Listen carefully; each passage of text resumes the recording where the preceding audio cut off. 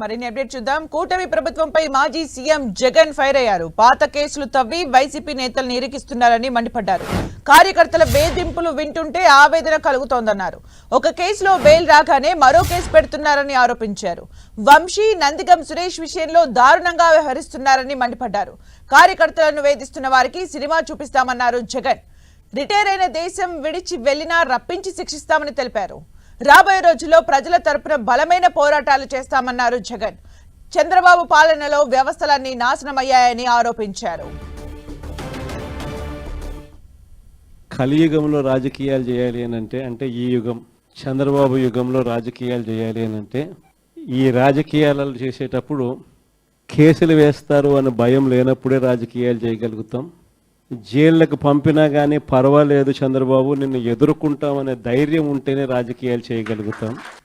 అలా ఉండగలిగిన తెగువ ఎవరికైనా ఉంటేనే రాజకీయాల్లో ఉండగలగాలి, చేయగలగాలి అనేది మాత్రమే ఈ కలియుగంలో మనం నేర్చుకుంటా ఉన్న పాఠం అని చెప్తా ఉంటాం.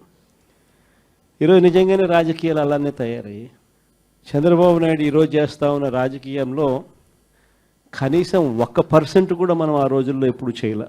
ఆ రోజుల్లో మనం ఏ ఒక్కరికి కూడా ఇబ్బంది జరగకూడదు అనే ఆలోచనలు చేసాం.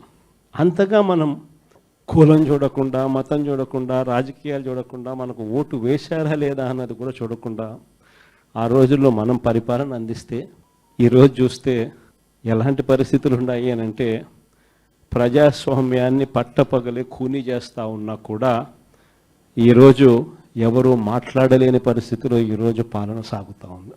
ఇలాంటి పరిస్థితుల్లో ఈరోజు మనం రాజకీయాలు చేస్తూ ఉన్నాం.